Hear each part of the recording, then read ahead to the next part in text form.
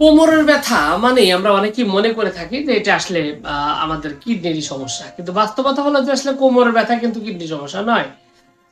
এটার কিছু কারণ আছে। আপনার যে কিডনির সমস্যা কিনা এটা বুঝতে গেলে কিছু বিষয় আপনাকে বুঝতে হবে। ১ম বিষয় হলো আপনার যদি কিডনিতে সমস্যা হয়, সর্বপ্রথম আপনার প্রভাবটা পড়বে প্রস্রাবের উপর।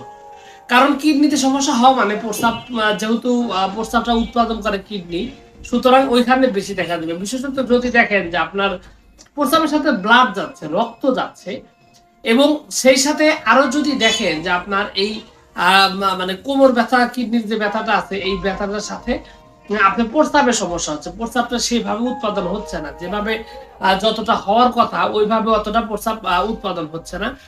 এবং প্রস্রাবের সাথে মাঝে, মাঝে আবার দেখা যায় রক্ত যায়, ব্লাড যায়। এই ধরনের লক্ষণ যদি থাকে তাহলে কিন্তু আপনি একটু ভয় পেতে পারেন কিডনির সমস্যা হিসেবে। এছাড়া আরো যে লক্ষণগুলো আছে যেমন আপনার দেখা যায় যে আপনার কিডনি সমস্যা হলে যে সমস্যাটা হয় যে আপনার হাত পা ফুলে যাওয়া, শৌথ রোগ যেটাকে বলে। তো এটার কারণে কিন্তু অনেকের মানে কিডনির যে সমস্যাটা, কিডনির সমস্যাটা মানে লক্ষণ যেটা সেই লক্ষণটা দেখা দিতে পারে। আপনার এছাড়াও কিডনি সমস্যা যদি হয়ে থাকে সেটা বুঝতে গেলে আরো বেশ কিছু বিষয় আছে। তবে বেসিক ভাবে এগুলাই হচ্ছে প্রধান লক্ষণ। এছাড়া চোখ মুখ হলুদ হয়ে যাওয়া এটাও কিন্তু অনেক সময় কিডনির সমস্যার একটা অন্যতম কারণ হয়ে থাকে। শরীরে হঠাৎ করেই চর্মরোগ, ঘা পাসরা, চুলকানি এগুলো লক্ষণ হতে পারে। তো যার কারণে এইগুলা লক্ষণ যদি না থাকে তাহলে কিন্তু আসলে আপনি হঠাৎ করে শুধুমাত্র কোমরে ব্যথা হইলো, সাথে, সাথে আপনি কিডনির ওষুধ খাওয়া বা টেনশনে একদমই প্যানিক করে ফেললেন তাহলে কিন্তু হবে না। ঠিক আছে? তো কিডনির যদি আপনার সুরক্ষিত থাকতে চান সেক্ষেত্রে আপনাকে অবশ্যই কিছু সতর্কতা মেনে মানা জরুরি। বিশেষ করে অ্যালোপ্যাথিক অনেক ওষুধ রয়েছে যে ওষুধগুলো অনেক শক্তিশালী, পাওয়ারফুল এবং সেই ওষুধগুলো দেখা যায় যে আপনার কিডনি জটিলতা বাড়ানোর জন্য অনেক বেশি বদনাম আছে। প্রচুর পরিমাণে অনেকগুলো ব্যথার ট্যাবলেট বিশেষ করে ব্যথার যে ওষুধগুলো আছে এগুলো অনেক সময় কিডনিতে ভালো রকমের জটিলতা তৈরি করে। এছাড়াও অনেক ধরনের খাবার আছে, বাইরের খাবার আছে যেগুলো অনেকে জাঙ্ক ফুড, ফাস্ট ফুড খেয়ে থাকেন। তাদের ক্ষেত্রেও কিন্তু দেখা যায় যে কিডনি জটিলতা বেড়ে যেতে পারে বা কিডনির সমস্যা তাদের থাকার একটা সম্ভাবনা মানে হঠাৎ করে কিডনি ফেইল হয়ে যেতে পারে। তো এগুলা বিষয় ছাড়াও যাদের আপনার দেখা যায় দীর্ঘদিন আপনার ডায়াবেটিকসে ভুগছেন তাদের ক্ষেত্রেও কিন্তু কিডনি জটিলতা হওয়ার একটা মানে ব্যাপক সম্ভাবনা আছে। এছাড়াও যাদের প্রস্রাবের ইনফেকশন আছে কিন্তু গুরুত্ব দেন না, পর্যাপ্ত পরিমাণে পানি পান করেন না, তাদের ক্ষেত্রেও কিন্তু কিডনি একটা বড় জটিলতার একটা জায়গায় একটা সমস্যা হতে পারে।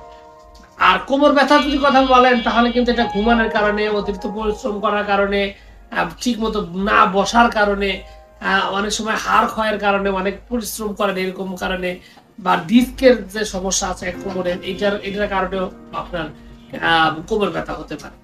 তো আমি এখানে আসলে সুনির্দিষ্টভাবে আপনাদের সামনে এটাই বলতে চাচ্ছি যে কোমর ব্যথা হলেই আপনি মনে করবেন যে আপনার কিডনির সমস্যা, এটা ভাবার দরকার নেই। আবার কোমর ব্যথা ছাড়াও আপনার কিডনি সমস্যার লক্ষণ অনেকগুলোই আসতে পারে এবং তার কিছু গুরুত্বপূর্ণ লক্ষণ আমি আপনাদের সামনে তুলে ধরেছি। এই বিষয়গুলো যদি আপনি গুরুত্ব দেন তাহলে কিন্তু খুব ভালোভাবেই আপনি বুঝতে পারবেন যে আপনার আসলে কি ধরনের সমস্যা হয়েছে এবং কি ধরনের ব্যবস্থা নেওয়া হয়েছে। অনেক সময় কিন্তু আবার দেখা যায় যে কিডনিতে পাথর হলেও কিন্তু টের পাওয়া যায়। সেটা হলো যে ঘন, ঘন প্রস্রাব, প্রস্রাবের সাথে প্রচন্ড জ্বালা পোড়া, প্রস্রাব হতে, হতে হঠাৎ আটকে যাওয়া, থেমে যাওয়া। এই ধরনের লক্ষণে কিন্তু আপনার কিডনি সমস্যা বা কিডনি মানে রোগের একটা লক্ষণ বা কিডনি পাথরের একটা লক্ষণ। তো এগুলো যদি থাকে তাহলে কিন্তু আপনি ব্যবস্থা নিলে দ্রুত সমাধান করা সম্ভব। ভালো রকম ভাবে এটা সমাধান হবে। তো যাই হোক, আশা করি এই যে আমি যে বিষয়গুলো বলছি এই বিষয়গুলোর দিকে গুরুত্ব দেন এবং সঠিকভাবে যদি রোগগুলো বুঝতে পারেন তাহলে দেখবেন যে আপনার সমস্যাটার সমাধান হয়ে গেছে। এটা সেরকম ভাবে কোনো জটিলতায় তৈরি করবে না।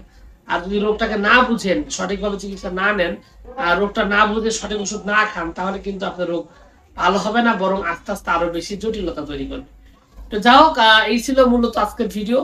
আশা করছি পুরো তথ্যগুলো আপনার কাছে অনেক অনেক বেশি ভালো লেগেছে। আর যদি লেগে থাকে অবশ্যই ভিডিওটিতে একটু লাইক দিন। আর চ্যানেলে প্রথমবার এসে থাকলে অবশ্যই চ্যানেলটি সাবস্ক্রাইব করবেন।